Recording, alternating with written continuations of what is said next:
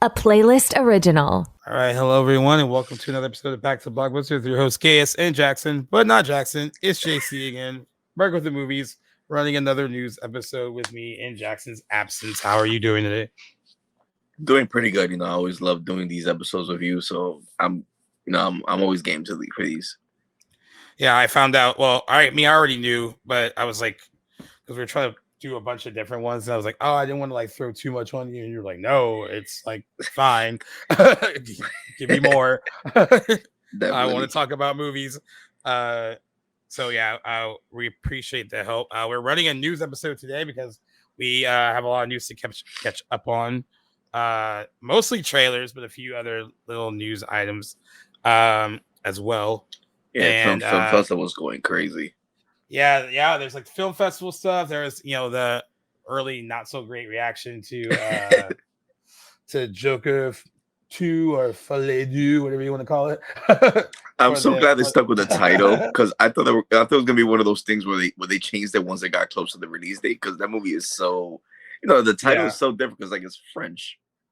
Yeah, it's being all like fancy because it's I'm not surprised that it's getting. You know what? We can actually start with that. Are you? This is what film festival this is premiere. It was the Venice Film Festival. Same as the first. Film Festival. And if you would have told me that, because didn't Beetlejuice also? Yeah, I think Beetlejuice was the opening film there. Yeah, opening film there. And I'm sure Warner Brothers did not think Beetlejuice would get better reviews out of that film festival than their Joker sequel. A part of me felt like the first one had polarizing reviews, right? So yeah, I was like, this one's probably going to as well,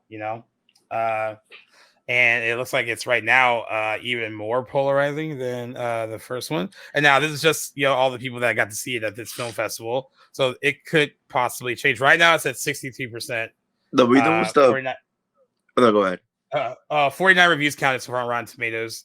I think the first movie it kind of did it tap out around it. I'm just going to double check real quick. 60. It's 69. 69%. And most people feel like when you start kind of low, you don't really go up. You kind of come down. So this is like a low start for it. Some of the first reactions were kind of brutal. You know what? Funny. What was great about this is even in the bad reactions, everyone said Lady Gaga is innocent, is great in the movie. I think what surprised me the most was like all the reviews saying that boring. They're surprised. Well, it's boring. Like it was just, that was a big one. But then also saying that she should be in it more. That it made it seem like she's not in it. I mean, she's probably in it enough, but like they're surprised that like her screen time wasn't as, they say it's felt when she's not on screen, basically. Yeah, because it makes sense because before the premiere, I saw they were campaigning her supporting. When I read those reviews, I'm like, okay, that makes sense then. Because you think Lady Gaga, Harley Quinn, and Joker, you think she's gonna be the lead. Yeah, and I thought so too. I had to do the first reactions for Movie Web and had to collect those, and I was like, so what they try to do for whatever outlet you write for, they try unless it's universally negative, they like try to find some reviews that are like negative, try to find some that are in the middle, and then try to find so mix it up.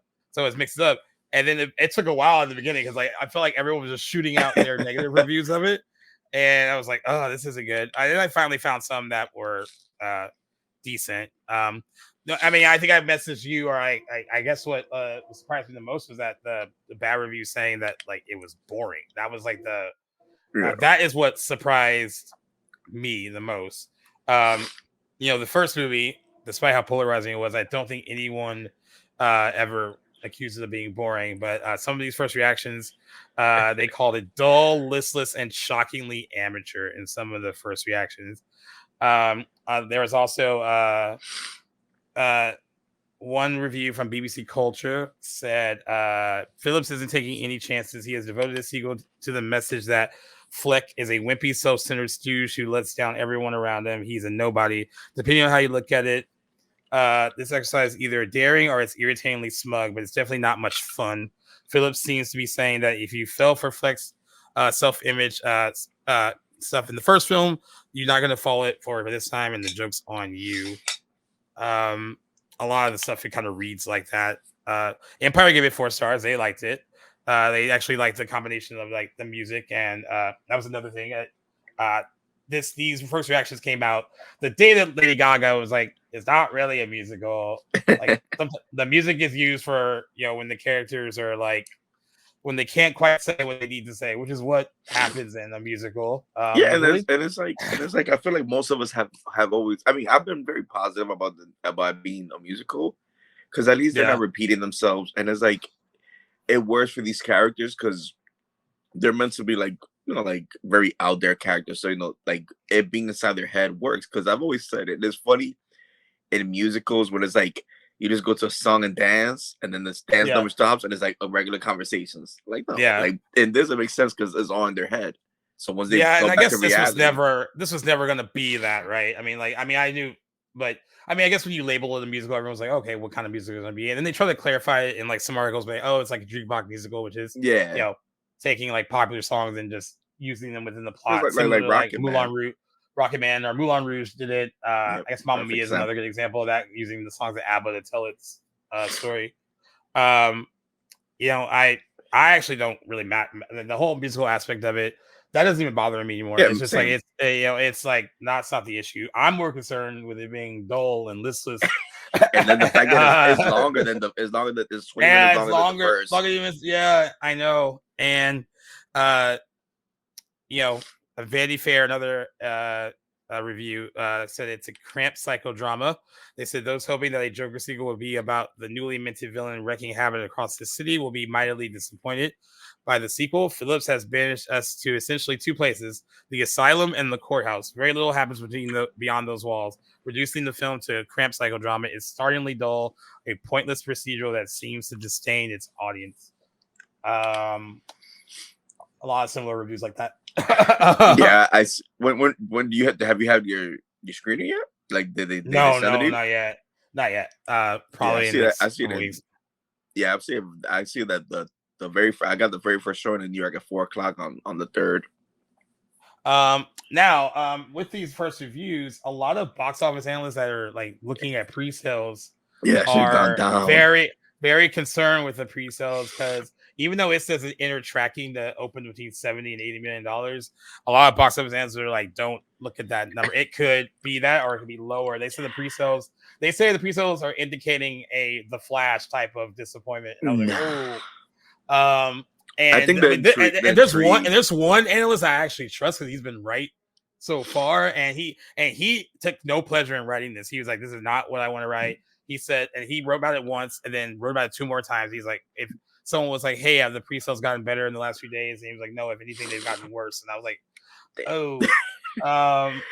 I put this on my story. I was like, "Is this the case of like the movie no one really asked for, or it like who is it made for?" And Donnie, who's been on the show a few times, he's like, no one asked for it. They said they never were gonna make a sequel when they made the first one. That was their intention. You know how it is. But it made $1 billion, right? So they were like, "Oh, we gotta make one." I do agree with that, but though this seems motivated by money, even though they did seem to take a creative route to making a sequel. Mm-hmm. I think this might be a case of like, it could be a mix of like, hey, who is this made for, or did it need to be made in the first place? I feel like since there was so many people that were hesitant about it being a musical, this one needed like really good reviews because like the people that were already against it for being a musical was like, oh, 62% Rotten Tomatoes, I'm not even bothered. Yeah. So like the reviews being low kind of hurt it because the original when it premiered, it had an 85 at Venice. And then it won the Golden Lion and everything. It was when it's like when it went to like when everyone else got involved. Yeah, it went down 69. So the fact that this started low in Venice, at 63, which embraced the first more is like, like it could go down to like 52, I think. And I kind of think with that, Warner Brothers should put all of their Oscar push into Dune Part 2. Oh, that was gonna happen no matter what. I wonder if this would have gotten better reviews if they, because Warner Brothers is a big enough studio where they could have put an Oscar push behind both movies. But I mean, I guess at least they still got good old Clint. Yeah, but I mean, it seems like they're giving that a theatrical, like not like a big theatrical release. They're probably just like here for a little bit, and I don't know. And if that gets so reviews, they're like, all right, I guess Dune Part 2. No Furiosa. That wasn't gonna. I mean, Probably like it's some technicals, not I at Mad think. Max. But yeah, definitely But, not Mad Max level, like with Best Picture, Best Director, and shit like that. But they do say still, even some of the bad reviews, that they said Lady Gaga could be still a Best Supporting Actress contender, and I think she really. I mean, I don't think she's chasing an Oscar, but I think she really wants one, not just for music. Of course, she got hers for original song. We know, that's her profession. But I know she wants an acting one for sure, because she's been very, very picky with what she chooses. Because she has said in the past that, like, acting was her first love growing up. I mean, that was like, she was in The Sopranos. She was in an episode of The Sopranos. That's what she wanted to do. So, kudos to her. I'm glad to hear that at least she's great. The stuff about, I didn't hear much about Joaquin Phoenix either way. Like, it was kind of like I mean, almost more of the same, I guess. And and then given that's the Todd Haynes stuff, like even if he was great, I feel that fucked up any chance. I think the industry is pissed off at him, and of course, like, he got asked about that during the press conference. Yeah, he just straight up he gave a very, like, this is what your lawyer tells you to say answer. Professional. And which wasn't an answer at all. I still would like to know why he dropped out. I mean, this was like, that was the idea that he brought to them. That's why, like, that's what weird to me. That's what's shocking to me, because like James McAvoy, he came out. I don't know if you were going to cover that, but no, that was funny too. I was like, so someone pointed that, like, and there's like this long list. Like, so the Hollywood Reporter Variety wrote a story, like, not, I don't want to say an expose because it's not that deep, but like, they wrote about how, like, a habit of, like, attaching himself to stuff and then trying to back out last minute. And he even tried to back out with Napoleon, and really was just straight up like, nah. Yeah. I think he also did. And then James McAvoy, I think it's like, because I read it, so it sounded so flippant, almost like, oh yeah, he was supposed to do Split, and then because he had worked at Shyamalan before, he worked with in The Village. I feel like that's picking up more now, because that's something that M. Night has said before. How Split was to be the reunion, but this is drawing more now. One, because we go evil, and then two, just because of this aftermath. So it's like, oh, it's already happened. But like when James McAvoy said that, like, yeah, I knew that Joaquin was supposed to be their big reunion since The Village. And but I feel like even McAvoy is throwing shade. I was like, I don't think even throw shade. Not throwing shade. It's just like, because have you seen Speak No Evil yet? Yes, I did see it. I actually Split is the role that's more reminiscent from that performance. So yeah, like, I brought it up on my review.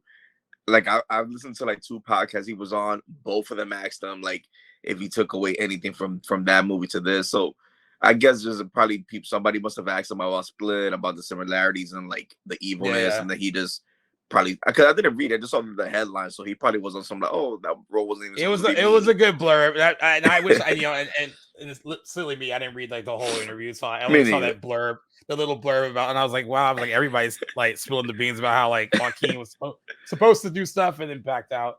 Yeah, I think he's damned if he doesn't he damned if he don't right now, and some people think that he could garner not great reviews for the Joker sequel because of this, because like some people are really relentless when you fuck over, the Hollywood space a bit. I feel like he'll get good reviews. It's just any chances of a nomination has gone out the window for him. Yeah, I think Lady Gaga's their best shot acting wise now. Yeah, where like maybe like some like score, like if she maybe made an original. I don't know if she did an original song for the movie, but if she did, yeah. And I don't think director anymore, and don't think picture. That might be out. I mean, who knows? I mean, was it Extremely Loud and Incredibly Close was a rotten movie, and I got Best Picture nominated. Yeah, but that was, I feel like, more because of the subject matter. 9/11, 9/11. Yeah. But if me and you don't end up liking it, what I'm gonna realize from this is that Todd Phillips sucks at sequels. Because remember the Hangover sequel. That's what I'm saying. Like, if I don't end up liking that, I'm just gonna be like, yeah, this guy just stop doing sequels, bro. Just. You know what's crazy though? I've only watched Joker once, and that's when it was in theaters. I didn't watch it again, and not because I didn't want to. I've seen it so many times. And like, I remember liking it enough. I didn't like love it the way everyone else did, at least in my friend group. But I didn't hate it the way some people did. I enjoyed it in the moment, but then never felt the need to revisit it again. And like, I probably I probably will before seeing the second one. But I'm surprised I haven't seen it again since 2019. No, you definitely have to rewatch, especially if you only seen it once. Yeah, I saw it 3 times in theaters, and I've seen it like 2-3 times since.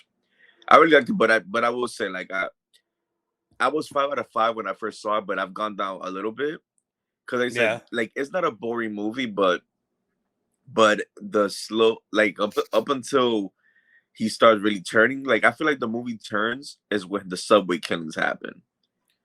Yeah, like that first hour, like when you rewatch it so much, you do feel the pacing issues. Yeah. Well, we'll see. It opens October 4th. But I know when you start low, you start low, man. 62%. It's rare that you go up. And it might hover the same, but like the fact that like I said, the crowd that loved the original went so low. Yeah. This stuff is definitely gonna finish, and I think by the time we're like 200 reviews in, I won't be surprised if it's in that 48 or 52% range. Yeah, we'll see. Yeah, and then more, I guess. First reactions out of film festivals, the movie Queer, which is Luca Guadagnino's follow up to Challengers. That's also getting mostly good reactions, mostly for Daniel Craig. Who they think could get a nomination for this, which is awesome. That feels like that's the one thing, because everybody has said like the first 2 acts are really good. Yeah, but the third act turns into some like psychedelic shit. So I'm very curious because it's like I thought it was gonna be like almost a standard biopic, but then if you know William S. Burroughs, if I'm not mistaken, I think he's the guy that wrote Fear and Loathing in Las Vegas, and he also wrote Naked Lunch. So those 2 movies are like very out there, so I can see where it's like Luca trying to make like his own version, because it's based on a novel that's like an autobiographical novel or something like that. So I can see it like based on what people are telling me, I feel like it's gonna dive into the lane of those movies like Fear and Loathing and Naked Lunch. Yeah, and also getting good notices too is Drew Starkey, who is his co-star. Where's he from? Outer Banks, which like I got that show like when the pandemic was going on. We talked about it a lot because I was looking at him and I'm like he looks so different in the period costumes. But I know that face, and I'm like, it's our show. So probably going to be a good thing for him. I actually like Daniel Craig's like post 007 career. It seemed like I'm not saying that he regrets doing James Bond. It pigeonholes you like when you attach to.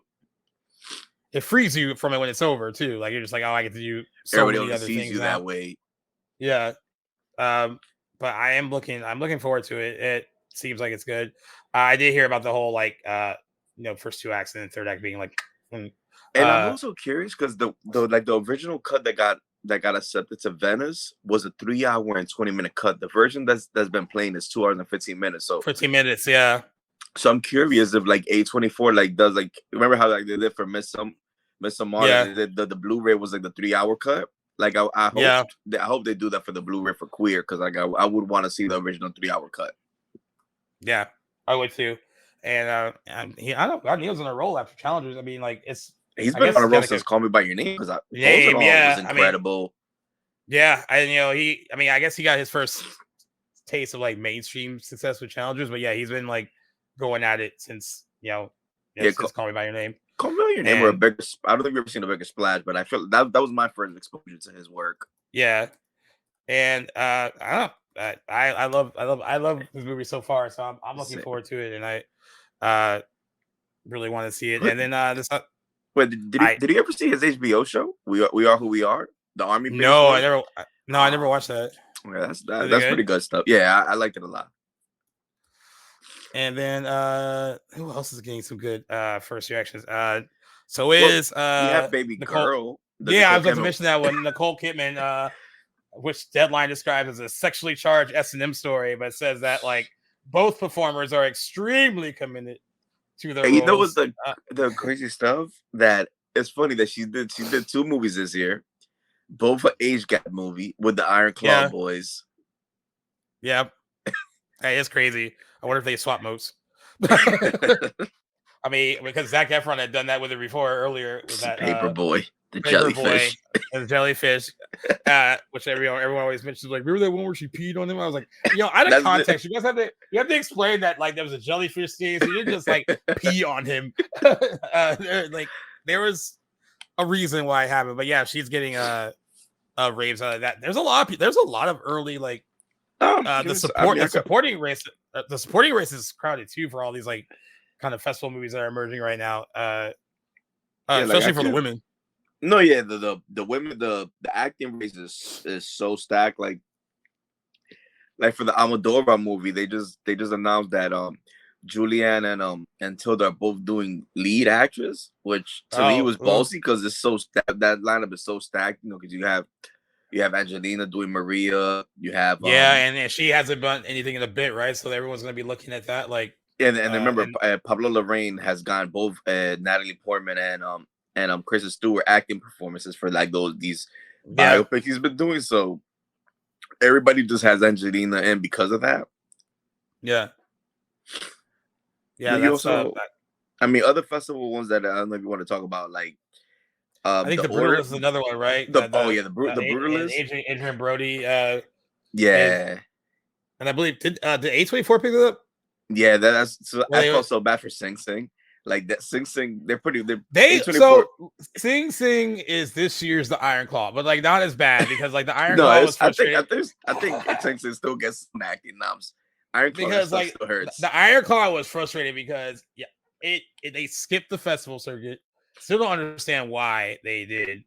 I think they claimed that the movie wasn't ready, but whatever. That's bullshit. They didn't. And then the movie did decent in the box office, right? It did well enough to like, let's maybe that type of movie and as dark as it. Yeah, push through December, and they're the reason why Troy Bolton doesn't have an Oscar nomination right now. like that.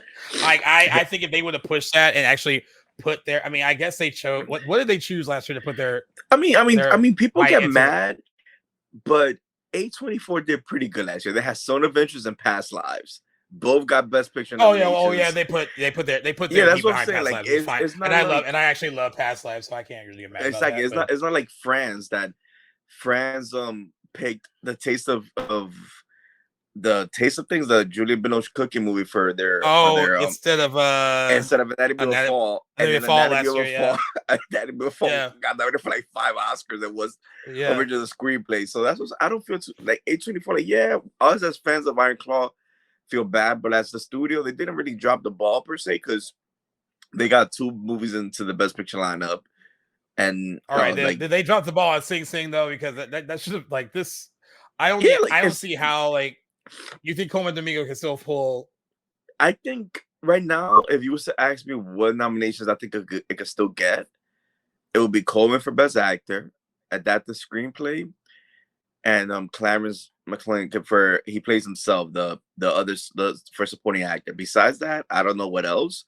Well, it was weird that they didn't really like platform it. Like usually like a movie like that, you just kind of like gradually. I'm glad you mentioned that because they were bringing it like that, and then they started decreasing instead of like up.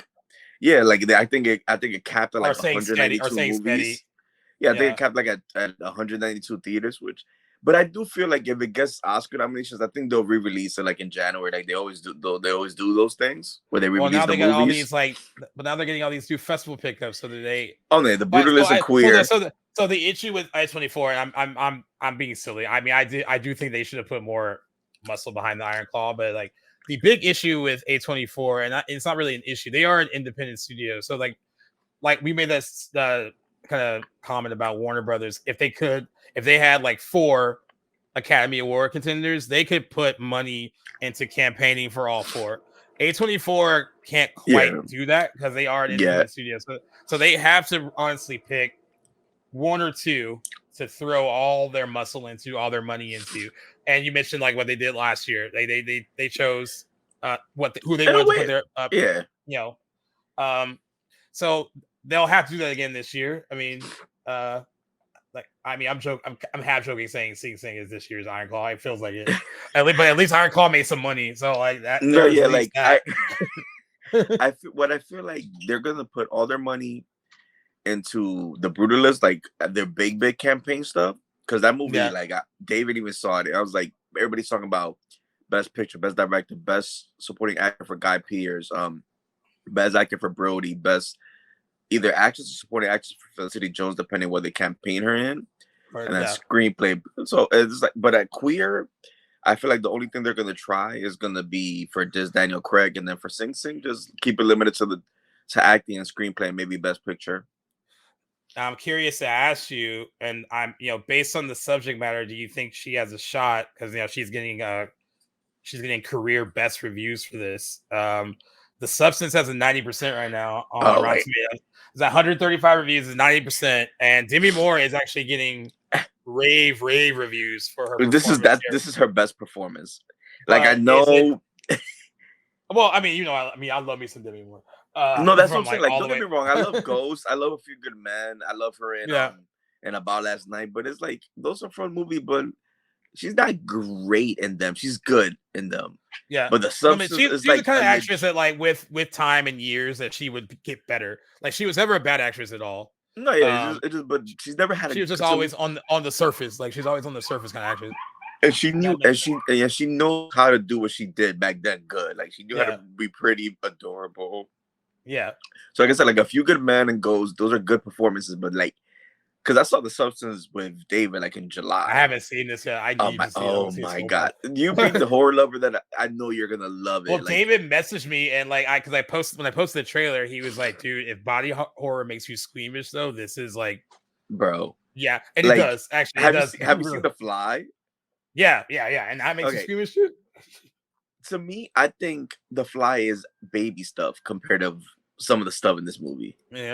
Yeah, like the third act. Like David mentioned Society. I don't know if you seen that. Me and David talk about Society a lot. Yeah. So basically, like, because it tackles ageism. So it's like you steadily like see little hints, but the third act, you're gonna be like, what the fuck? Like, I'm seeing it tomorrow, and right after work, I'm gonna be tired, but I don't care because the theater I'm going to is in 34th Street, so it's like only like 30 seats, and it's full. And I'm like, I need to see people's reactions. I'd rather see this. Like, my brother wants to see Transformers 1. I'm like, I don't want to see that. I want to see that too, but definitely see The Substance first. And like, this is like a movie that's off my brother's radar because he's so young. So I would just be like, trust me. Like, trust me, let's go see it. No, see, regarding your question, I'm like, do I think she's deserving of it? Absolutely. That is my favorite performance of the year. Lead actress. Oh, okay.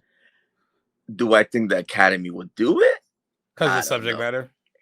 Yeah, like, honestly, with that movie, I think if you was to tell me, like, if this movie if I was to predict one nomination, it would probably be the screenplay. Because remember, like, with screenplay, they tend to go out there. They're willing to, like, give a very, like, weird, like, Ex Machina got a screenplay nomination. Like, that's the category that usually, like, a weird movie could get in. Yeah. I heard that Demi Moore almost wanted to pack up on acting until she did this. Like, she was gonna like. It's been kind of rough the last. Yeah, couple years. I mean, I didn't watch the feud. I haven't seen that yet. Swans thing, and and by the way, like, Ryan Murphy has a bunch of stuff coming out like within like this week and the next. Like he has yesterday, Menendez tomorrow. Yeah, they have this tomorrow, and then the Grotesserie will be out soon. Like, but like, I forgot about that. Yeah, and I didn't watch feud because I just didn't. Not that I wasn't interested. I love all those actors though. And she's been like, I always think I always think she's reliable. Like she tackled, not in the same way as The Substance. I won't even say this, but like she had another kind of age part in Bobby where like she had that whole comedy on the fact that she was getting older and like her character. Bobby was. I actually like that movie a lot. A lot of people don't like it. But No. I think it's solid. I just haven't seen enough, so I didn't even know what the hell her subplot was. And I remember like when she did Charlie's Angels Full Throttle, everyone was like, "Oh, yeah, that was like her kind of big comeback, right?" Yeah, after G.I. Jane, and she looked great, and like I think she was dating Ashton Kutcher then, like like she. Yeah, I think that was the start of it. Yeah, and and I always forget that her career, like after she did, because she was on General Hospital. Shout out to my mom for letting me know that she was on that show for a few years. She got out of soaps and like. Not saying that soaps are bad at all. Like that, I mean, a lot of great actresses have been on. Like Julianne Moore started on soap. Like a bunch of them started on soap operas. But once Demi Moore got out, she became like a member of the Brat Pack, I guess. Like she was in Saint Almost Fire. Saint Almost probably Fire. like a I year guess or you two after count she left About Last General. Night, is About Last Night in that little group of those people's I mean, movies. it's adjacent because Rob Lowe's in it. Yeah, it's adjacent to them. But then she even got out of that, and she does Ghost in 1990, and then she kind of ruled the early 90s. I mean, she did that. Scarlet Letter. Okay, we won't count that. But no, the thing because it's like like you said, like I feel like Disclosure, and now between her and fucking Winona Ryder, they ruled the late 80s, early 90s. It's like Demi Moore had Ghost, Few Good Men, Indecent Proposal, Disclosure. Like, all those kind of like all those kind of in a row, right? And then Striptease didn't make a ton of money, but she got paid well at the time. She was the highest paid actress at the time when she did it. She had $12.5 million, which is so crazy because men were getting paid. The top men were getting paid much more than that. Yeah. But that was like a big thing back then. And then she did G.I. Jane, I think, to kind of prove that hey, I could act. And then some people think that was like a trying too hard kind of movie for her at the time. I can see how. I mean, I'm gonna shave my head. I'm gonna do But I always thought she was good. Like I never thought that she. Yeah, I think she's a bad actress. I think she holds her own in stuff like A Few Good Men, too. They're better people in that movie, but she doesn't look like she's like the odd man out ever. I never go oh, you're sticking out like a sore thumb. Yeah, because to me, when it comes to her, I honestly feel she gets a bad rap because she literally had Scarlet Letter, Striptease, and G.I. Jane three straight years in a row. And if she strikes you out, and I've always felt not kind of those movies, but I do like G.I. Jane. I think she's solid in that movie. But I always feel she's one of those actors. She's not she's not. I don't think she's a great actress, but she's always been good. She's been in a lot of mediocre movies. Like I don't really like Disclosure, but I feel she's really great in that movie. She owns that part. She exists. I think she's always kind of relied on her sex appeal. Looks. 100%. And even in the roles where, because I think she plays why I think it's really good about her, because bringing up Disclosure, that's a more hard kind of authoritative kind of role where she has to take control, right? She's good in those parts, and I feel like she gives off that demeanor more naturally. But then she's also good at playing soft and delicate, like she does in Ghost.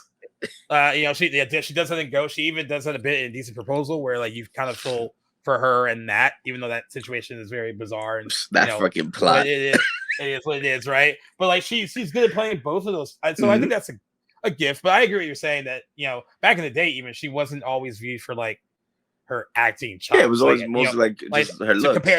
Compared to her peers and her contemporaries, So I'm glad that she's getting the notice now. And then a lot of times with age, you get to hone your craft a bit better. And she probably, and I'm sure this part spoke to her. In a lot of ways. When you see it, it is because it's like Demi Moore still looks great for her age, but Hollywood, unless your name is Meryl Streep, and now you got Nicole Kidman into the mix. Yeah. Once you hit a certain age, you pretty much I remember Charlize Theron when she got asked if she wanted to be in Wonder Woman. She's like, oh, I don't know if I'm right for it. Oh no, we're asking you for the mom part, and that's when they hit her shit. And she's like, oh damn. She's like, I've already hit that point. So Hollywood has an age problem. Yeah, they do. Well, you know what? I need to see it. I really want. I better see it this weekend, man. We need to talk about it. Yeah, I did want to know your opinion on that because I've been hearing that she's been earning not just she's kind of good, I've been hearing this is her finest hour kind of reviews. 100%. Best performance of her career. But you know how the Academy is with movies like this. Because I mean, this is not the same type of movie, but I remember when Hustlers came out, right? And I was like, hey, that was Jennifer Lopez's finest hour, at least in the hot minute. Yeah. I'm still out of sight as her best performance. Yeah, but the Academy didn't nominate her for that because of the subject. I think when they do those anonymous Oscar thing, before the Oscars start, and that was what they commented on. It was we thought she was great, and it was it had a lot to do with the subject matter of the movie, and also her as a persona too. It was the same year as Adam Sandler in Uncut Gems. It was you view them for the performance, not for who they are out in their personal lives, we can't freaking nominate Bobby Boucher. Who gives a damn? Yeah, exactly. Freaking give an Oscar to the little kid from Growing Pains. It's I mean, He was. he was only on one season. And No, but I'm just saying, like, because you can't be judgy over like that's past true. What they stuff. did, Like what they you did judge, before. Yeah. yeah, you judge them for the movie that they're earning praise for. Yeah. All right. Well, let's talk a little less prestige, a little bit more Marvel. Just one thing in particular, the fact that Spider-Man 4 has a director. And I like it, but I'm just wondering where that leaves another sequel that Yeah, isn't supposed to be getting Shang-Chi made. too. That's Uh exactly what I said. Destin Daniel Cretton is directing Spider-Man 4. Within that story, too, is that Tom Holland is coming back. They're actually in talks with Tom Holland and Zendaya to come back. I don't know, and I love Zendaya. I don't know. I felt that ended so well with like, even though it was a tragic, sad ending where they don't remember him. Yeah, I that, I would love to leave it there and just have him focus on. I mean, but I get it. Also, why they want her like abandoned. Gwen. She's also a bankable person, so like they want to include her in it. But like, I would like to see something else going on. But I think Dustin Daniel Cretton is a good choice. I actually think Shang-Chi is one of the better MCU standalone movies to come out, and I know that they were going to give him. He was supposed to do like Kang Dynasty, the Avenger Kang, Secret, one of the two he was supposed to do. Kang Dynasty, and then they pulled him out of that, and then like they really wanted him in the Marvel fold, though they really wanted to work with him again. Yeah, because he's then also doing Wonder Man. Wonder Man as well, and then they also like they greenlit a Shang-Chi 2. I don't know where that puts that now that he's doing a Spider-Man 4. And it's not, and then from what we read is that they want to move fast on Spider-Man 4. That they want to start filming 2026, right? Yeah, they want to start filming as early as next year. So like they seem to have a story or some idea of a story already. They just haven't let us know. There's a big debate over: do you want a street level Spider-Man story or more of what you got last time with No Way Home, which was like multiverse and something a little bit more fantastical. I mean, as long as the story is good, I don't care. It's like I've liked all three Spider-Man, so I just like I'm with you. If it's a multiverse, I like No Way Home, so I'm cool with it. If it's a street level, because you want to see him more like, like how what like the Tobey Maguire-esque, or or just to incorporate other like like other like street level characters, that's fine too. Yeah. So how do you feel about him directing it though? Do you think like, wait, what is this? Where does this leave the Shang-Chi sequel? Like, is he a good choice? Like, how do you? Oh no, yeah, he's 100% a good choice because like he has those like fight scenes are gonna be so good. Exactly, but that's what worries me too. Is like so he's gonna be working on this. That means that he's already signed up for do Shang-Chi 2, and I want him to do it because I like when the Marvel sticks with the same directors because it has the same vision. That means that at the earliest we won't get a Shang-Chi 2 till 2028. Then it's gonna be like freaking 8 years. It seems that's like 8 years since the sequel. Yeah, like Simu Liu will be in like the Avengers movies, I think, before. Yeah, so that at least keeps him fresh in our mind because he literally has not been in anything since. And because it was 2021 because Black Widow is the only 2020 movie. So yeah, it's already been 3 years by the time because Secret Wars is 26. So by the time if he's in Secret Wars, that means I keep forgetting the name. Not Secret Wars. Doomsday. Doomsday. Like that's gonna be already 5 years since his last appearance. Yeah. That's my main concern because I would love to see a Shang-Chi too. But I think he's a good choice. And I mean, I guess like John Watts is probably burnt out on doing it. John Watts did sign a first look deal with Disney though today. I didn't peep that. To do stuff with Disney and with 20th Century Studios, so both sides of the Disney coin. So John Watts is getting his bag somewhere else on the Disney lot, which is great. But yeah, I mean, I think John Watts doing all three of those, which I don't think he had from what I know or what I think, he didn't have a rough time, but I'm sure they're very hard movies to do. No, because I feel like remember he didn't have much cachet. Like remember all he had done was Cop Car and Clown. So yeah, because like Marvel likes don't get me wrong, like most Marvel movies, but I've noticed that Marvel likes to hire these directors who straight out of the indie scene because they're easy to control. Like they don't have the reputation, they don't have a signature style yet. They're like, don't get too big for your britches now. So I feel like they're easy to work with, and they're like they're very not. I don't want to say they're yes men because I'm pretty sure they probably like fight a little bit on fight. Like, hey, I don't think this might be good, but they're easier to control than a Taika Waititi, which like exactly he didn't write Ragnarok, and then when you let him full control, you get Love and Thunder. Yeah, and you get a freaking Taika movie. Like if you've seen What We Do in Shadows and Hunt for Wilder People, that's the type of humor you see in those movies. Yeah. Yeah. So I think he's a good choice. I just like I said, it's a big question. Yeah, it's the Shang-Chi too that worries me. Yeah. Now. Yeah, and I wonder where he is most interested creatively, like doing a Spider-Man 4 or doing a sequel to Shang-Chi, which kind of into this. I feel like the Spider-Man payday is better because it's a way bigger property. But I mean, I hope we all know that Sony is also involved. I mean, I know Marvel has creative control. They have a very unique relationship sharing this character between Sony and Marvel. I just hope they let Marvel do their thing with it, and but good choice, director. Just we'll see how it goes with the other projects that he was attached to. Another kind of sequel-ish news. I think we already heard that Ocean's 14 was in the works, but I think that George Clooney and Brad Pitt, they say, are attached to it. And we also have Edward Berger, who did All Quiet on the Western Front, is someone that they want to direct it. I guess this has quietly been in development for like a bit, but like they're trying to get the creative teams behind it. This will be one without Steven Soderbergh. It's like, yeah, I love this take. I do too, and honestly, they said if like these guys are involved, it'd probably be easier to get people like Matt Damon and other people who are involved, the other ones involved.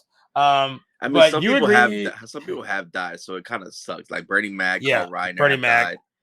So it's like you agree though. We had a whole conversation about my hot take was like, hot take was like, I'd rather see a sequel to Ocean's 8. I don't really. And then you know what, you said that, and then immediately sent me a message like right after you. It was like, you take that back. He was like, no, you don't mean that. I was like, I do mean that. Ocean's 8 was good. Exactly. And, like I honestly thought it was gonna be Ocean's 9 and Ocean's 10, so like kind of like unite, okay, combine them. Why it could have been like an Avengers Infinity War Endgame kind of thing, just with all those actors, like with the women and the dudes, like. I thought they were gonna get a 9 and 10, and just like. And Ocean's 8 made money. It wasn't like Ocean's 8 flopped. It made 300 million. Yeah, it wasn't like it flopped. So like, I don't know why we didn't get a sequel to it with all those girls involved. I guess everyone got busy. Now Sandra Bullock is real busy. Oh, but come on, like gonna hop on Practical Magic too. The Ocean's cast were bigger stars, and they were able to get them for 3 movies. That's true. Like I mean, I told you before, I think Ocean's 8 is better than 13. It's better than 12, even though 12 has that. I mean, 12 does have the best moment of the whole has franchise. That gag that I think is like hilarious. Some people don't like the Julia Roberts. She looks like Julia Roberts gag, but I think it's hilarious.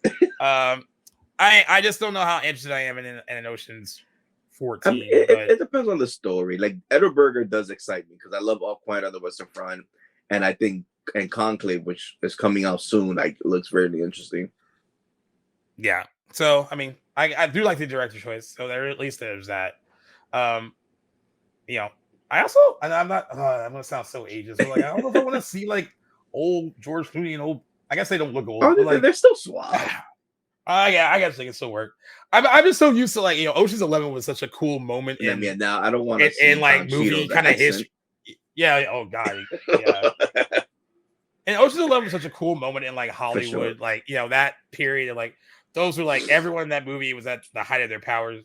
I mean, the fact that like they convinced Julia Roberts to take a pay cut, just like you can't command your normal $20 million salary. Like George Clooney like put her in her place, and she's like, all right.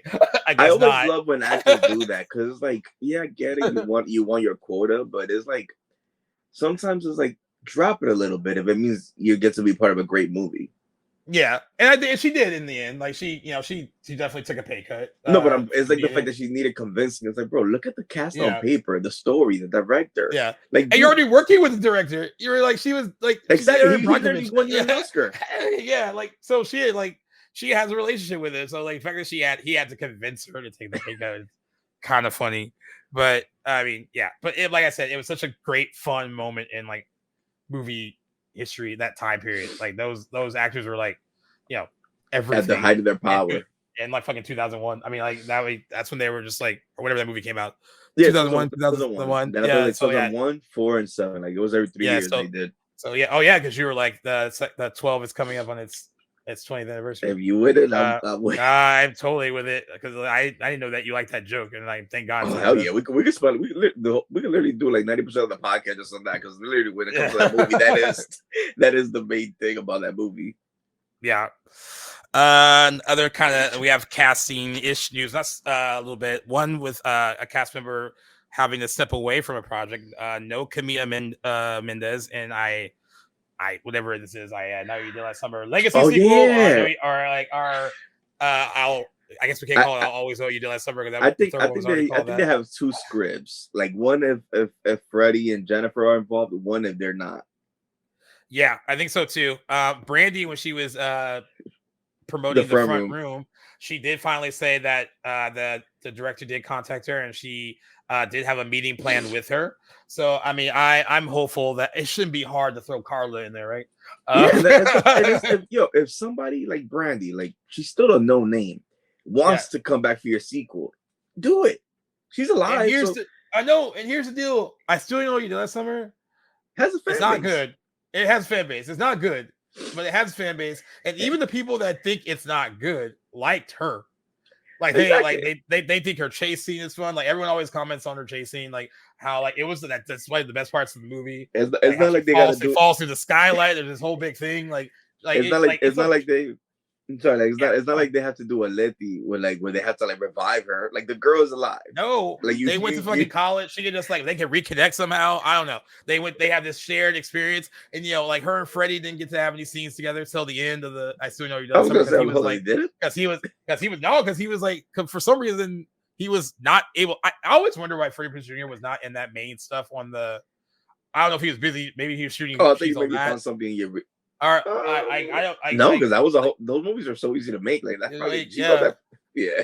I was like, why the hell did they sideline him and he wasn't involved in like the fun Bahamas bullshit that they were on? But like, yeah, they only have one scene at the end where like she realizes Carla's alive and then like they hug and they have that whole joke about good old Ray and she says it to his face and then he's like, "Hi, Carla." That's their only exchange, I guess, in the whole movie. So like, yeah, so I haven't said it in a while, so that I was just like, oh yeah, we just covered it last year. No, yeah, I listened to the podcast because I remember I just didn't. I forgot. I was complete. You just blew my mind about the whole fact that they didn't have much scenes together. But I agree with most people on X. Like, if I can't have Brandy, I at least need Jennifer and Freddie. If I don't get my original cast, like I don't want anything to do with this movie. Yeah, same.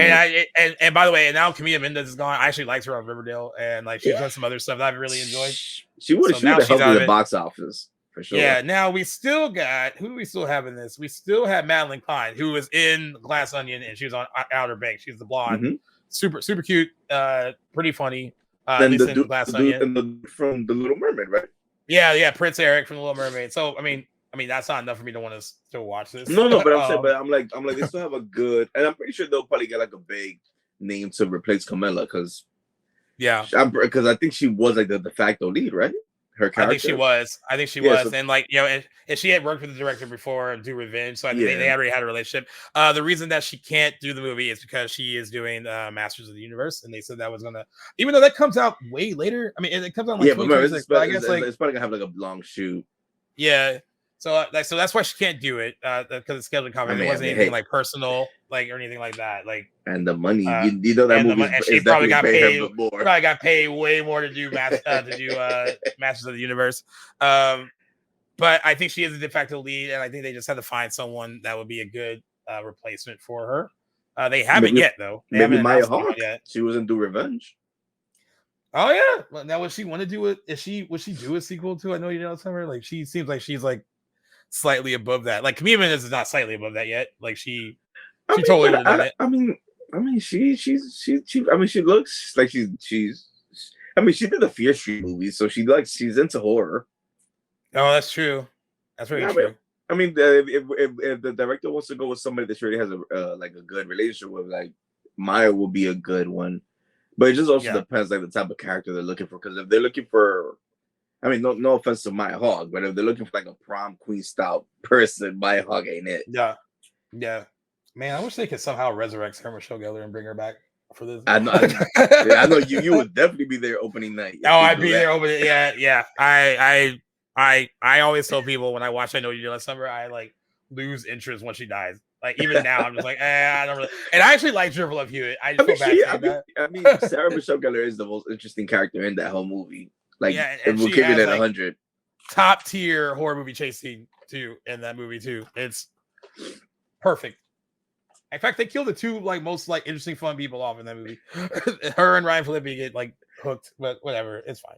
But I feel like that's a must. And like those type of movies, they like because they also have like that like bratty asshole-ish thing to their characters. So like those characters are gonna just obviously die. Yeah, exactly. Some more cast news as recent as of yesterday. John Cena is going to headline the Matchbox movie.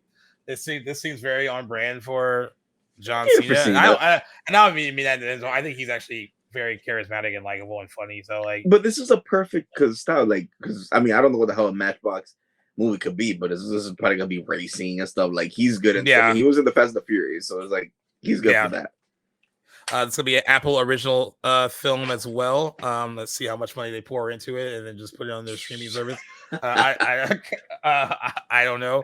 And it is inspired by Mattel's iconic real world diecast toy vehicle line. It will be based on a screenplay by David Cockshell, which is funny. I actually, in searching for news on X about this, that screenwriter was on X.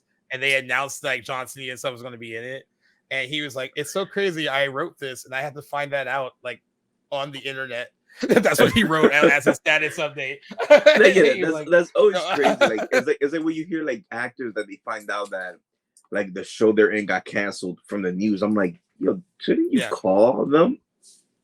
Yeah.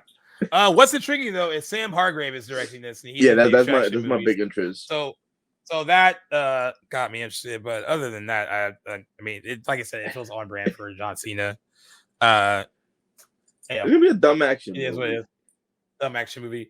And I guess the last bit of like little casting news: the Jennifer Lopez is gonna be in another rom-com, but with Brett Goldstein, who co-wrote it. Don't know what they said. It's irreverent, and like it might not be like a typical romantic comedy, even though it has a very generic romantic comedy title, Office Romance. I hope they change it, but maybe not. But it's co-written by as long as the script is smart. Yeah, I guess it's co-written by Brett Goldstein, who's co-starring with her in it. It's going to be a Netflix movie, but she has like a deal with Netflix, and she's done really well with them. Her Atlas. I haven't seen Atlas. Was horrible, and her last movie, I guess, was at The Mother. They all did really well on Netflix. Actually, I guess the official stats on that, they said that The Mother and Atlas clocked 136.4 million global views, and that The Mother is among the streamer's 10 most watched movies of all time and was Netflix's most watched movie of 2023. Atlas also hit the top 10 in 93 countries. I mean, take that as you will. Those movies get like, they have like 2 weeks of like, and people forget about them. No, because I mean, that could be her lane now, though. No, yeah, because with J-Lo, it's like she has a fan base, and if people don't have to leave their house to watch her movies, they'll be curious to watch it. Like, what if now we're talking if they had to pay, if you have kids, I gotta find a babysitter, I gotta buy movie tickets. Isn't that it might be different, but I was curious when like Shotgun Wedding came out if that would have done well in theaters. Because like when I watched it, I think that would have.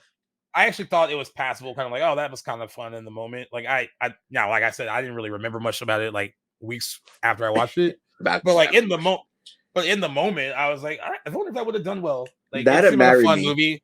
Yeah, and like I was like that could have done really well. So like, I mean, I like the idea that they're saying it's irreverent and maybe might not be like typical rom-com that we're thinking it might be. Okay, Goldstein, maybe, I have no. Yeah, maybe with a bit more edge. So like I am looking forward to that at least. But man, I wish she would stop doubling down on doing romantic comedies. Like I know she's getting some good reviews for that ensemble movie right now. Yeah, where she plays Yeah. So Gerald Jones' mom, mother, which is kind of awkward because I guess that's produced by Matt Damon and Ben Affleck, and everyone knows what that situation is like right now. Yeah, that's what it was funny. Like Matt Damon showed up obviously because him or Ben needed to be in there. But it's funny, it's like because before that I was wondering, I'm like, okay, this is premiering at TIFF. Like, there's no way that Ben Affleck is gonna be there because it was just gonna make it awkward for both of them. I mean, but given what happened over the weekend, they were like supposedly holding hands and kissing. So, but they were with their kids, so I think they're just putting up front for their kids. I know this. Dude, come on, their kids are definitely on the internet. They know what's up. That's true. Actually, this is not that kind of podcast. We sound like TMZ right now. But yeah, I wish she would stop doubling down on rom-coms. But if she has to make one, make a fun one that's not. Actually, because I liked Marry Me. I thought actually that was pretty good. Yeah, so Marry Me and Shotgun Wedding would have done good in theaters. The Mother and Alice not really because Alice like, was a bomb. Yeah, so hard. Because I'm like I still haven't seen it, and it's on freaking Netflix. But it's like a J-Lo sci-fi movie. I don't know, that doesn't sound enticing, but like Marry Me, the girlies would have shown up for it. Yep, they would have. All right, now we have some movie trailers, which we'll run the one. I guess I saw most recently, which was Mickey 17. Bong Joon-ho's follow up to Parasite. That trailer, I did not expect it to look like that. I didn't either. I think that's like I don't know how I felt about it. I don't know what I expected it to be, but I thought it would be very cerebral stuff.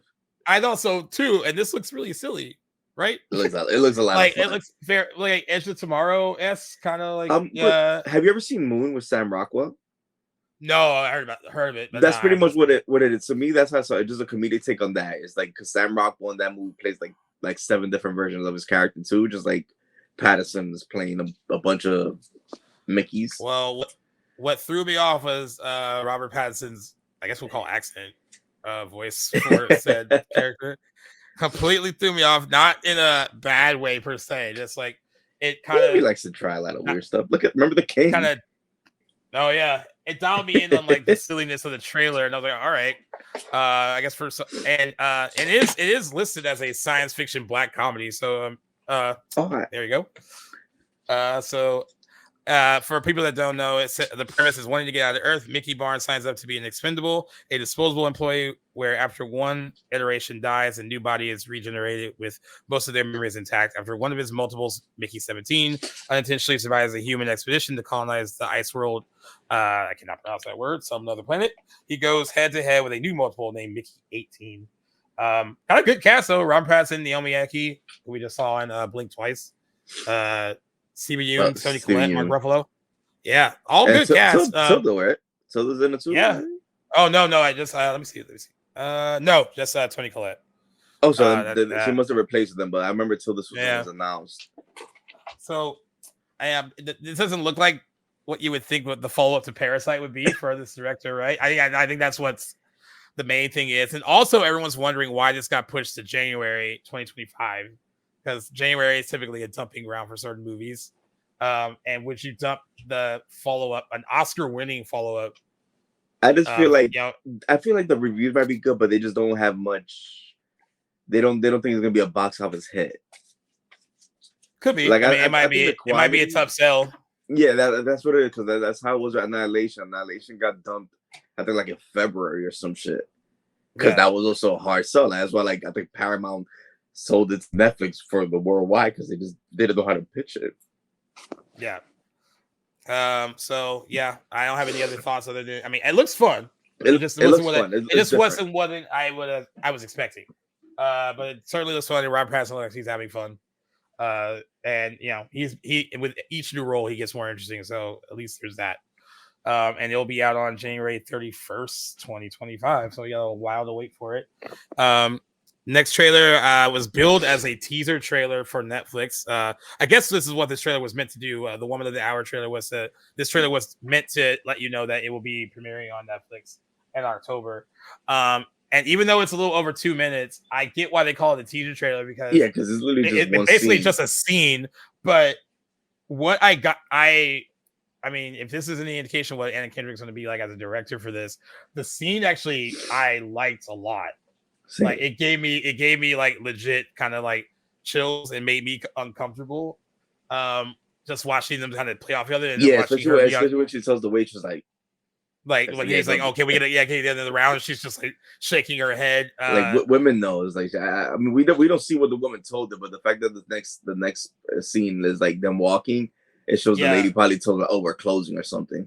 Yeah, just so people don't know, it is directed by Anna Kendrick. This is her directorial debut. It is based on the life of serial killer Rodney Alcala, who in 1978 appeared on the television show The Dating Game in the midst of his murder spree. So that's why he was billed the dating game killer.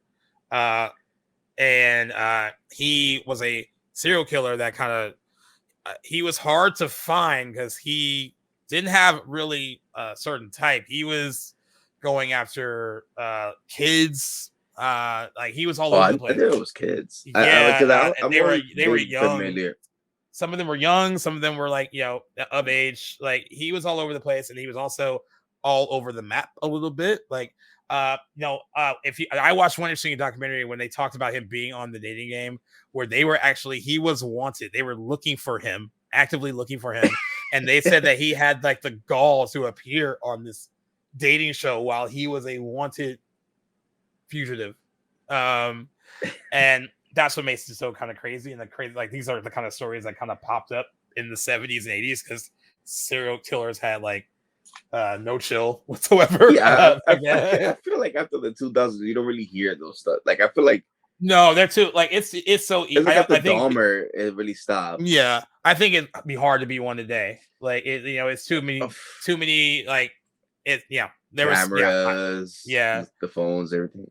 What I'm curious about though is and apparently like this movie, it's got a 90% already on Rotten Tomatoes out of 49 reviews. Like it's gotten good reviews so far. When it premiered at the Toronto Film Festival, I guess what I'm curious about is it really? It's probably just about this isolated thing with him appearing on this, and then this woman who who picked him on when because that woman she wasn't murdered or anything like that. That's part like that is known. Like, I'm sorry if I don't give any spoilers to people that know that she doesn't get murdered. Like when she picked him, if you watch documentaries about it, she felt when she met him, she had a very odd feeling about him. And I guess this is what the kind of movie is. Is there enough movie to sustain that? It's only 94 minutes long, so maybe it is. Like if I feel like it's not gonna be like a serial killer movie. I hope people don't think that. You could talk about this teaser. And just by the fact that it's called Woman of the Hour, it's not really it's not called like the dating game killer or anything like that. Right. It does. I thought it was really cool how it just says like they're on this date and like it seems like they're vibing at first and it gets gradually more uncomfortable.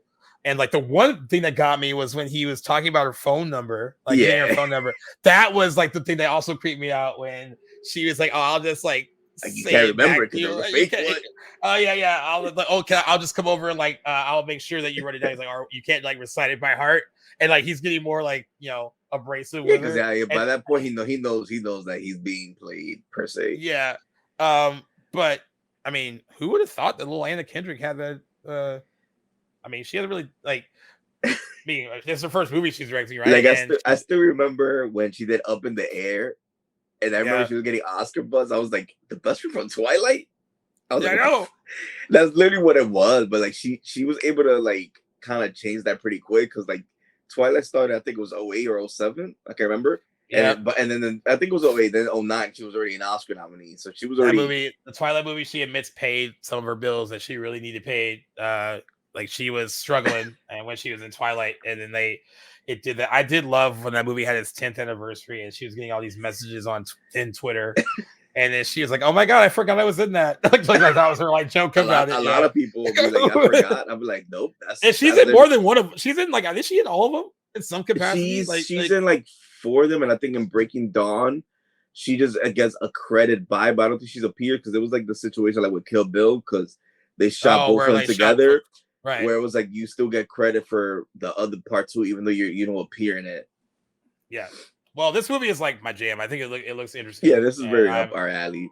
Yeah, and I love the early reviews are good, and it will be on Netflix October 18th. Kind of wish it. Well, I don't think it would have done well in theaters, but like it doesn't really seem like a theater movie. This would have opened like an 8th, 9th spot. You had no hope. No, yeah, like we kind of like we followed it. We kind of know the movies that you're just not gonna hit. Yeah. Like, it's just it would have got like a limited release. It would have, Yeah. All right. Speaking of movies that went to streaming services but maybe could have been released in theaters and it's been like chilling, waiting for an official release is Salem's Lot. God.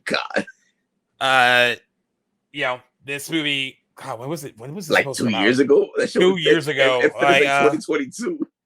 Yeah, it was. Let's see. It was originally supposed to come out. Yeah, September 9th, 2022. Yeah. In the post Labor Day weekend slot, that was very successful for it. Which another Warner Brothers movie. It would have been like perfect to do that there. That would have made hit. It's a Stephen King adaptation. Like it would have made money. I still don't understand this streaming. And it was stuff. delayed to April 21st, 2023, due to COVID-related days. But then it lost that release date to Evil Dead Rise. I gave that release date to Evil Dead Rise, and then it just kind of smart choice. Then it kind of sat languishing in like we can't even say development hell, release hell, because it was already done. And then finally they announced that it was just going to debut on Max and not get a theatrical release. Which made me happy because we know what could have been the case. It could have not.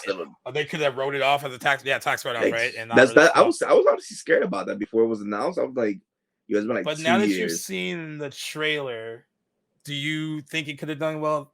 I mean, you're just basing it on like a couple of minutes, but like, do you think that it seems suited for a Max release, or could it have done well in theaters after you've seen like this first few? I think it would have done well in theaters. Like Stephen King is just one of those, like, it's horror, so you know how horror does in theaters. Like it's not expensive to make. James Wan is involved. You just gotta be like, from James Wan, director of blah blah blah. Yeah. That would have got bust in the seats. And it's like I said, Stephen King, like, would it have been some juggernaut that makes $200 million? Probably not, but I could have seen it making like that 40 to 70 million.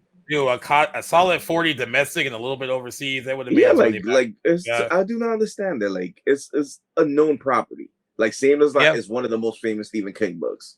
Yeah, based on his 1975 novel of the same name, and the plot centers on a writer who returns to his hometown of Jerusalem's Lot in search of inspiration, only to discover the presence of a vampire. This was also made into a miniseries back in the day in 1979 and in 2004, I guess. That's the Rob Lowe one, right? Yeah, it's the Rob Lowe one. I haven't seen that one.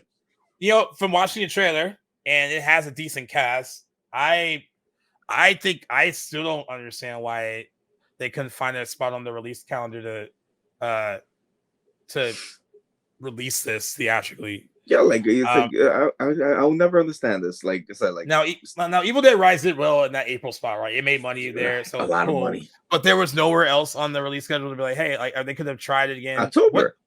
Yeah, I don't know why they didn't do that. I mean, and like Saslov. And yeah, I know, but you're right. At least it's not being like written off. That was my fear. Like once I saw that it lost that spot to Evil Dead Rise, I'm like, damn, like, and they just took off the schedule. They just said like, they didn't even redate it. They were just like, yeah. It said the curse words is when like this is delayed indefinitely. That means there's not like because usually at least like give us at least a new release date. But when they straight up just take it off the schedule with no release date, that always spells very bad. Like, we're in for like maybe a year delay. Yeah. But I actually like the trailer. I think it looks pretty reasonably creepy. I know I saw someone on X that said it looks like generic, like we've seen it all before. It looks very too darkly lit. Like it's one of the movies that's gonna be like, I can't see what's happening. Yeah, what's going on? But yeah, it'll hit Max on October 3rd, and it's the opening film of Beyond Fest on September 25th. So we'll be able to hear pretty soon if it's good. Yeah, if it gets good reviews, it's gonna. If it gets really good reviews, it's gonna make me more upset that they didn't give it a theatrical release. And if it's like a 43%, I'm like, okay, I see why. All right, get it. Yeah. But it's Gary Doberman. He directed Annabelle Comes Home, and he wrote the two It movies. He actually has made a bunch of hits. Exactly.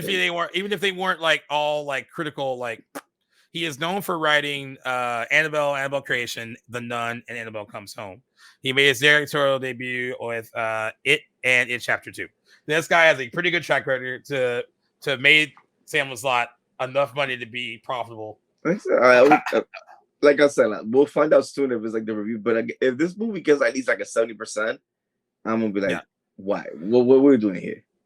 Because that means that Zaslav, they need to get. Well, that's a bigger story. Like this is the businessman that has no business controlling movies. Like I don't know. Whatever. October 3rd on Max. Another trailer for a Marvel release. We have another trailer for what is this called? Venom: The Last Dance. Sorry, I had to look it up. I can remember because I. Oh, I love that title. I remember it because of the Chicago Bulls stuff. Yeah. So here's my deal. You don't like the first suit? I don't think the first one is as bad as people made it out to be. I was entertained in the moment. It's not great by any means, but it's entertaining, I guess. The second one, I think I was more upset because Carnage is such a good character that could have been. I understand. That could have been done a lot better and a lot darker, but it should have been rated R. It was rated R, and it was made silly. I have very little interest in. This is the last one too, right? They're billing this as like the last one. Yeah, but now there's the whole rumor where whatever the villain of this one, Crawl, called, like, forgive me, listeners. I'm sorry, I'm not too familiar with the character, but he's supposed to be a very big bad in the whole Spider-Man universe, and then like he's supposed to connect this movie with Spider-Man 4. So it's like maybe it's a Iron Man 3 situation where, remember how Tony, they made Iron Man 3, that was the last Iron Man movie, but Tony was in like 4 other MCU movies. Yeah. Maybe it's like the last Venom movie, but Tom Hardy's gonna now be appearing in like Sony Universe movies. So yeah, there's that. It looks like it's gonna be about the same as I won 3 out of 5 on the other 2. It looks fun. I think Tom Hardy. I love his dedication to the part. I will say that, and he co-wrote this. I think. As well.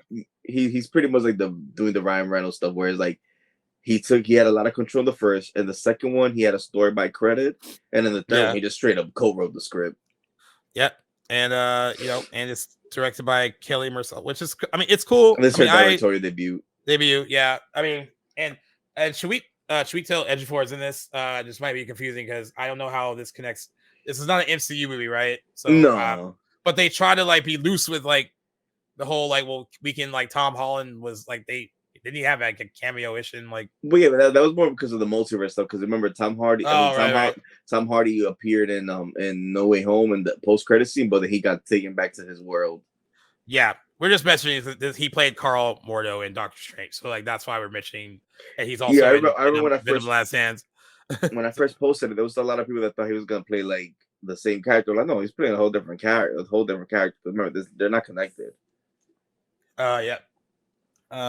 So yeah, I'm sure Merkel will give this one the same grade he gave the other ones. It's funny because I will put my money on though, and mark my words, this movie is gonna make more money than that Joker sequel. And I remember the second Venom made 300 million less than the first. Like, it was also like, so when they come out 2021, so that was like, so it was still like we weren't fully back to normal, right? As far as like going to movies. Yeah, but this one feels like the least fun, and then Michelle Williams didn't even bother coming back. And no offense. I don't think she wanted to come back for the second one. I mean, no offense to Judo Temple. Like, you're a good actress, but you're no Michelle Williams. That's a very big downgrade in terms of name recognition for your female lead. True, that's true. I don't know. It's funny because I feel like G is just like, oh, this is too big of a trailer to ignore. I don't really want to talk about it. So I can't ignore it. You're just like, boom. So like, I think Jackson and I struggled similarly when we talked about the first trailer for this. It came out. I was like, okay, well, and then he was like, we gotta, I guess. Hey, I mean, I might see it and it'll be fun. I mean, I actually didn't even hate the second one. I just didn't like. Yeah, that's what I'm saying. Like, I'm expecting like the same complaint I had for it looks like it should have came out in the early 2000s, blah blah blah. But I had a fun time. Yeah. So I guess another we'll go with another sequel trailer with Smile 2. I think this is the second trailer we've gotten for this.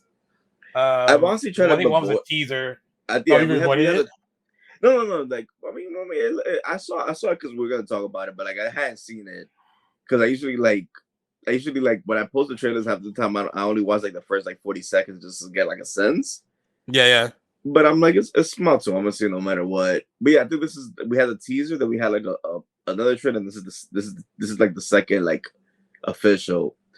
It looks good. Like, the one thing I will say is I really hope that Kyle Gallner doesn't have like just a cameo scene like in They're in a making it jail scene. seem like from people that saw early test screens that he's in it more than just like a cameo. But they're not showing him like really and any of the trailers that I've Exactly. seen so That's far that's yet. because I mean, given how the other one ended, I could see Yeah, where maybe his character's like in jail or like in the loony bin because remember how it ended? It yeah. was like it kind of like he saw her, so like I'm pretty sure it followed him for whatever. Yeah. I do think this is a rather ambitious sequel. It follows a pop singer played by Naomi Oh, Scott, I love the whole plot. who begins to experience a series of increasingly disturbing events as she is about to go on tour. If you remember, the first one had a very fun marketing campaign. It seems like they're doing the same thing with the second one. Oh, it Playing started. Well, they're playing into her being a pop star. They're like kind of talking about really. It's almost similar to how Trap was like releasing her songs. Like they want to release her songs as singles and Okay, like okay. play her up as like a real person. And I think as it gets closer, we're gonna see more. It would be very smart if they could if any pop act has a concert before this movie is about to open. If they did similar to what they did at those baseball games Oh for my the god, first those movie, baseball shit was creepy as where they fuck. had people just smiling in the crowd and like zooming in on them, that would be pretty smart. Um, I like Naomi Scott. She was Jasmine in Princess Jazz. She was in Power Rangers, Aladdin. Charlie's Angels. She was in Power Rangers. That movie she got a sequel to, and then all y'all didn't see it, so we never got a sequel to it. And then of course she was in Charlie's Angels as well. Yeah, But I feel bad for her because she's had these movies that you would because even Aladdin was like the fact that it made over $1 billion and we still haven't had a sequel, even though it was announced like 3-4 years ago.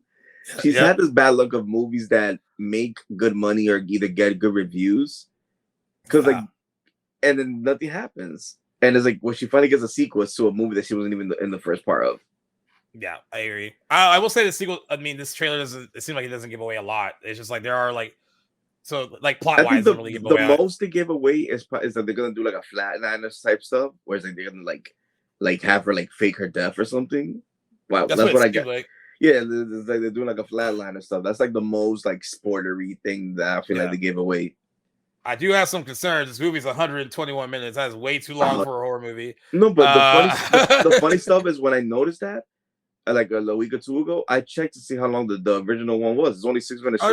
It was 6 minutes short. I didn't realize that. I felt shorter. Yeah, me neither. That's why I looked it up because I'm like, hey, the original has to be like 95 minutes.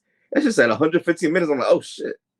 The first one was supposed to go straight to Paramount Plus, and they. I remember you covered that really good because I didn't know when at the last minute because it got good test ratings and it ended up making 217 million worldwide. I believe it was the highest grossing horror film of 2022 on a $17 million budget. So that's why we're getting this sequel. I think it might kill even more because it's actually opening in October.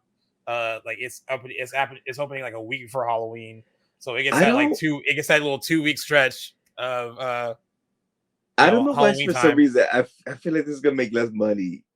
Oh really? I don't know because I think it's gonna open bigger.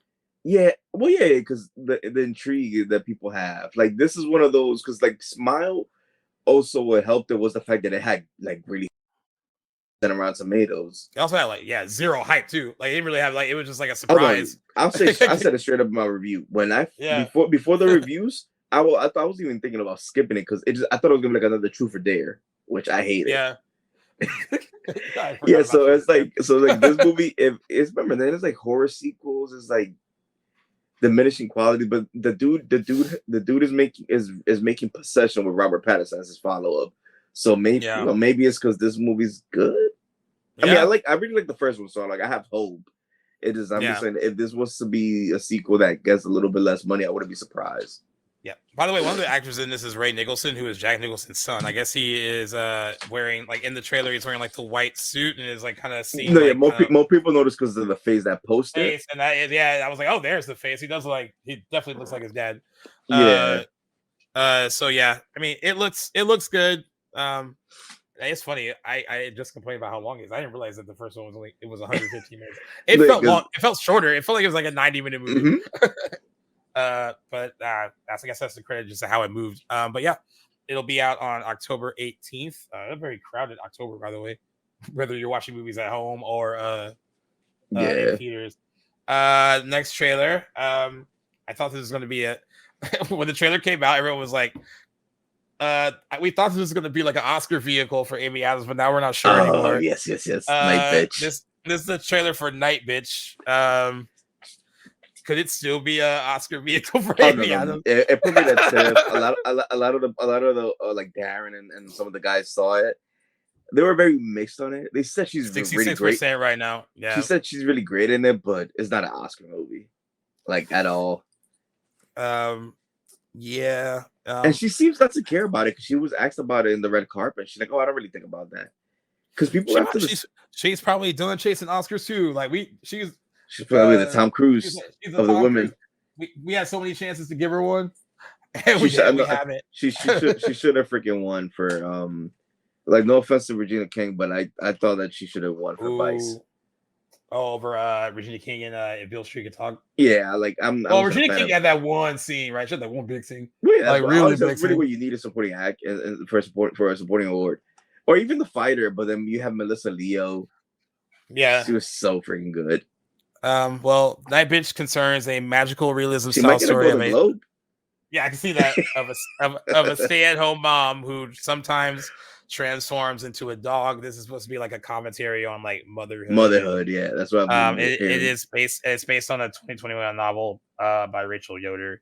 I think the trailer looked funny and interesting. I just like, you know what's weird? I got weird like Santa Clarita Diet vibes from it. I know it wasn't the same plot or anything, but like, that's a good comparison.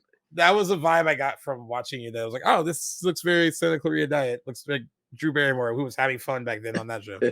I know it looks fun, and horror comedies are hard to get right. Yeah, you gotta to balance the tones pretty well. But yeah, I mean, but when the movie was, I remember when that first poster came out and they were describing it, everyone was like, "Oh, this is gonna be like this is her another shot at Oscar." Because she looks back in that first poster. Then you see the trailer, it was like, oh, and then they dropped that trailer, and people was like, "Well, let me scratch her off the list." I saw it by so many people. Because David and people were telling me like, "Oh my god, this trailer," and I'm like, the only thing I got from the trailer was like, "Oh yeah, this is definitely not an Oscar movie, but it looks bonkers and fun." Yeah, yeah, it looks bonkers. It looks fun. Probably fun. I mean, 66% on Rotten Tomatoes is pretty. I guess a little. Given how the trailer was, I would have expected like 30%. So the fact that it's not an outright disaster. Yep. And this was going to be originally released on Hulu, but it was given a theatrical release by Searchlight Pictures for December 6th of this year. I mean, they are released in December as they're in little award season just in case. You're right; it might get some Golden Globe love. No, because that musical and comedy category, it needs some spots. And you know, there was a popularity contest. If freaking Angelina Jolie could get in for the Taurus, I'm pretty sure that Amy Adams could get it for Night Bitch. Yeah, like it's gonna be between her and Gaga probably. Yeah, I agree. All right, so now we have a teaser trailer. It's very short, so we're just gonna talk about not a lot, but it's for Wolfman, which is perfect. Directed by Lee Winnell. Of course, a reboot of the 1941 film of the same name. This is kind of supposed to be in like they aborted the whole like dark universe stuff, but they are like going back and rebooting. Yeah, it's just not going to connect it no more, which is honestly perfect. And Lee Winnell already had success with The Invisible Man in 2020, which is actually very, very good. I actually watched that again recently, and it holds up so well because I hadn't seen this in theaters. And that movie deserved better. That pandemic. It made some money. It could have made a lot more money, probably. Exactly. It made like almost 200 million in 3 weeks because it literally came out at the end of February, and then everything shut down the middle of March. Like that movie could have easily made like $250-300 million. This was supposed to star Ryan Gosling at first, right? And then he dropped out, and now we have Christopher Abbott. Who's in Marcy May Merlin, Girls, Professor. The Crowder Room, a lot of TV, a lot of, but I guess also this was a part of a pitch by Ryan Gosling too. When I think he still has a producer, if I'm not mistaken. So he has a producer credit on it, though. Yeah. It's a pretty good teaser trailer. I feel like they released it because a lot of people saw that Wolfman stuff that was supposed to be at the. I like to think that that's not the final look. There's just no. I don't think way. so either. So when I saw that, I was like, that looks like it's for one of those like horror night things. That's what it is. Yeah. And like, why are people assuming that's the final look? But since people were assuming that was the final look, I feel like they were like, "Yo, cut something together real quick." And what they did cut together is super short, but it looks. I don't need to see anything else. I honestly do not need to see anything else. Like I don't know how I feel about that. I don't know how I feel about that poster though. I don't know if you saw the poster. Yeah, like, with the hand. The covers. Yeah, don't know how I feel about that, but the teaser trailer was pretty good. And honestly, I think I'm one of the few people. I even said when I posted about Christopher Abbott joining, I'm more excited now than I was when Ryan Gosling was in. Yeah, not because I think that Ryan Gosling's a bad actor. I just think Christopher Abbott is so good at playing like these damaged characters. And this is some damaged. Yeah. So that's why I said like I'm more intrigued with his casting. Like I'm pretty sure Ryan Gosling casting, not having Ryan Gosling, they probably lost like $150 million at the box office. Yeah, but you know what? We don't got Gosling, but we got Julia. I don't know shit Julia about Garner. From Ozark. This movie. She's not a name like that. But like, she's a great actress though. Yeah. But yeah, they are the only names in it. Like, they are the only people that you would know. Only 4 really people small cast. in it. But I'm intrigued by it, and I love that teaser trailer. And I, thinking, and this is a Blumhouse movie. You know what I was thinking? Because Speak No Evil was good, and I see this as someone who loved the original, and we talked about it, I think, on here a little bit. I think Speak No Evil would have done better over the weekend. Like, it's a $15 million movie. It's going to make its money back. If it had not been for Beetlejuice, it would have easily been the #1 movie. I also think we had a lot of bad will from Blumhouse this year. If not for freaking Night Swim, Imaginary, Afraid. Yeah, those are 3 straight stinkers. I think Speak No Evil would have done a lot better. I think it would have done a lot better if it didn't have those 3 clunkers that came out before it. No, I even mentioned in my review I'm like Blumhouse needed this. Yeah. But yeah, I mean, I think teaser looks good. It comes out January 17th, 2025. I'm looking forward to it. And I also love teaser trailers like this. I actually agree with you. I don't really need to see. No, because I was already sold on it with Lee Winnell. I just wanted to see just like the vibe he was going for. Because I didn't even know that this movie is set to take place in over one day. I also think we got this trailer as everybody crying they thought that was gonna be the final look of that wolf.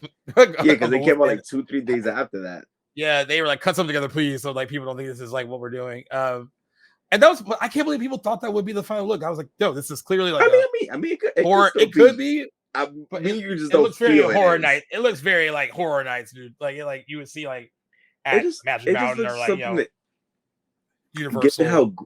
Given how grounded these movies look like to be doing, it doesn't seem like it. Like if this had been the Universal monster when it's supposed to be Tom Cruise, Johnny Depp, I might have believed it because that was supposed to be more like out there. Yeah. But like for this grounded take that he's doing, because even remember, like even the Invisible Man, like it wasn't no guy in a sheet or anything like that. Like it wasn't no Hollow Man looking stuff. It was very like grounded. Dude, I loved watching the behind the scenes stuff, like that scene of like Elizabeth Moss in the kitchen and looking at how they filmed. Oh my god, it's so good. Just her, like it's just practical, right? Like no, like her being fully committed to like doing all that and how they did it and how they made it look. Yeah, I don't know. I loved all that. Such a solid movie. I look forward to this. I think it, and this is Blumhouse and James Wan's like company, I guess. Atomic Monster. I think from now on, almost any very Blumhouse movies, or I think it's like if they do go to Universal, that it's gonna be like James Wan and him together. Yeah. So I'm looking forward to it. So it looks good. Is that everything? Did we cover everything? I think that's every trailer. I think it's every trailer you sent me. I think that was it. And I didn't think about box office. I don't know if there's anything to predict this week. I didn't really look. What do you mean? Is Transformers one? Oh, fine. That's okay. We have to predict that one. I guess I'll do it, my brother. Transformers 1 is opening this weekend. It is, I guess, the biggest release. Also, other releases coming out this weekend. Never Let Go, which actually is getting pretty decent reviews. I thought it was next week. Oh, is it this? Is it next week? Let me see. I just want to make sure. Oh, it says Friday. Is the 20th this week? September 20th. Oh shit! Yeah. Then Yeah. damn, I thought it was the 27th. Kudos to Halle Berry encouraging everyone to come out in their finest Halle Berry wigs to a screening. Like she has become the queen of social media. Like she engages with her fans now, and you have to. That's honestly, social media is a very big thing for these actors nowadays. Yeah. So you got that, you got The Substance, you got Never Let Go, and you got Transformers 1, but Transformers 1 is the big movie of the weekend. It's the big animated movie of the weekend. I can quickly say that it's tracking between $30 and $35 million right now. So you helped me because I was gonna say 55. But a $75 million budget. So that that's a pretty good start. Some people are saying that like 35 million is a not great tracking number for because this, because people probably think the budget's high. Like you said him 75. I honestly thought it was like 150 because animation and the voice cast. No, they kept it low, which was smart. That's smart. Yeah, very smart. I just can't tell, and maybe because I'm just out of the loop, how much hype this movie has, outside of like children. I guess, and you, I guess, I don't know. Well, I mean, remember, from our generation grew up with Transformers.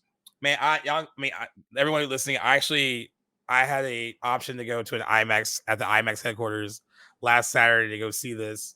I was out with my friends. I actually didn't say no. I didn't say anything. She was like, I would rather have some tequila shots over this.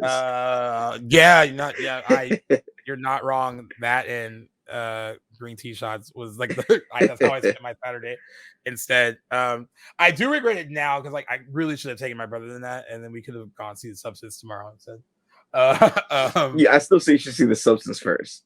I didn't know you. You're gonna love that way more than Transformers. Yeah, I actually think my brother will like it. I've taken my brother to see some like out of box stuff that he's like, all right, that was pretty good. Like he loved Bleak twice. No, he's gonna like it because it's like the practical effects are good and then the performances are like even Dennis Quaid it just goes for it. No, he's been up and down for me lately. No, but he's like I think in my review I said it like this is probably the best he's been since Frequency. Probably since like Footloose. Oh shit, that's all the remake.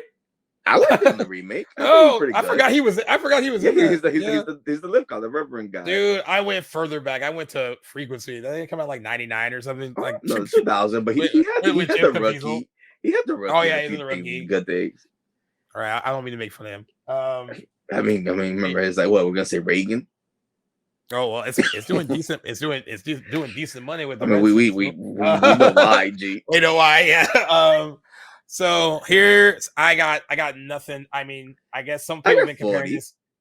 Some people have been comparing this to the what did Teenage Mutant Ninja Turtles Mutant Mayhem movie. I want to look at that. Like people have been comparing it to that. I think that had like just like a 30-40 minute opening. And I think it was a crazy monster, right? And aren't the Ninja Turtles a bigger brand than Transformers? Yeah, but is that the Michael Bay one's kind of like... All right, yeah, this had a $28 million opening. I think it'll be higher than that.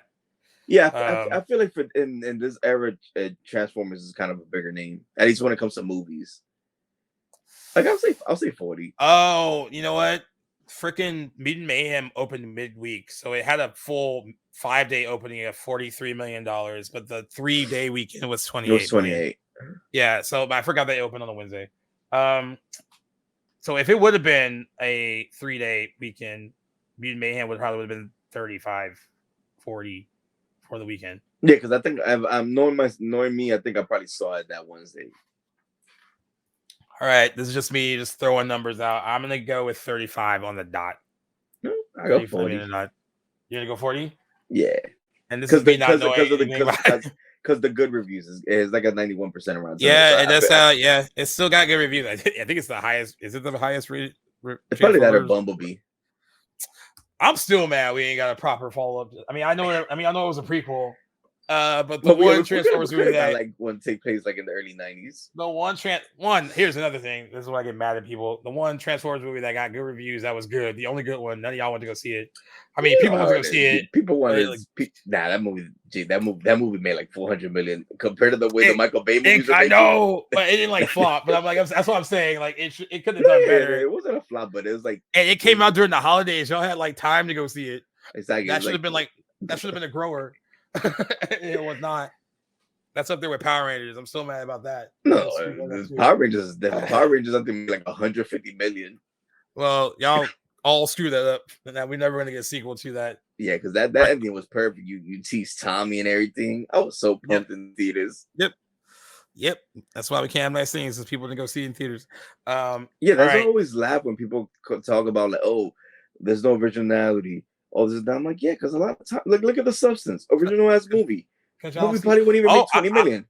I am hearing though that there is interest in that movie beyond the niche audience, so that it's starting to pick up steam because she's promoting it.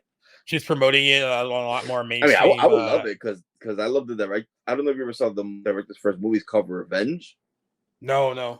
It's a pretty gnarly movie. So like, I would be all game this movie. If this movie makes at least 25 to 30 million, I'll consider it a success given the subject matter.